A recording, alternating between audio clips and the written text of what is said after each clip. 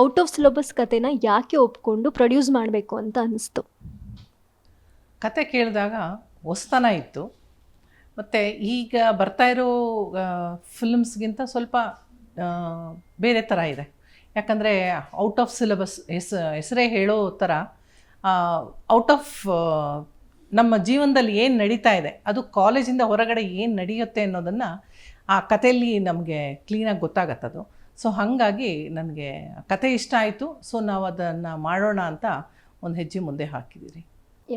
ಮತ್ತೊಂದು ಏನೀಗ trailer release ಆಗಿದೆ, ಏನೀಗ ರಿಲೀಸಿಗೆ ರೆಡಿ ಆಗಿದೆ, ಫಸ್ಟ್ ಶುರುವಿನಲ್ಲಿ ಈ ಪಾತ್ರಕ್ಕೆ ಇಂಥವರೇ ಬೇಕು, ಹೀರೋ ಹೀರೋಯಿನ್ನು, ಹೆಂಗೆ ಆಯ್ಕೆ ಪ್ರಾಸೆಸ್ ಹೇಗಾಯಿತು ಅಂತ?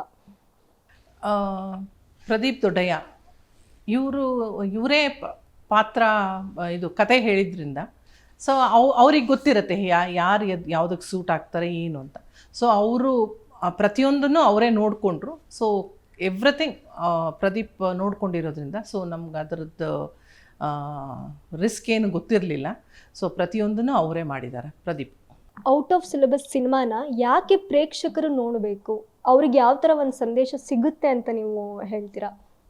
ಖಂಡಿತ ಸಂದೇಶ ಅನ್ನೋದು ತುಂಬ ಇದೆ ಈ ಸಿನಿಮಾದಲ್ಲಿ.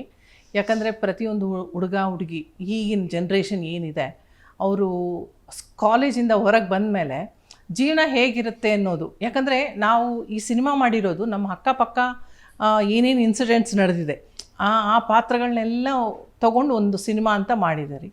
ಸೊ ಅದನ್ನು ನೋಡಿದಾಗ ಹೌದು, ನಾವು ಹೀಗೆ ಮಾಡಬಾರ್ದಲ್ವಾ, ಹೀಗೆ ಮಾಡ್ಬೋದಲ್ವಾ ಅನ್ನೋ ಒಂದು ಕನ್ಕ್ಲೂಷನ್ಗೆ ಬರ್ತಾರೆ ಮಕ್ಕಳು.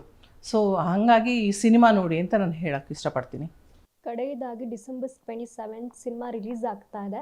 ಫ್ಯಾನ್ಸಿಗೆ ಏನು ಹೇಳ್ತೀರಾ? ಪಕ್ಕಾ ಪೈಸಾ ವಸೂಲ್ ಮೂವಿ ಅನ್ನೋದಾದರೆ ಅವ್ರಿಗೇನು ಹೇಳ್ತೀರಾ?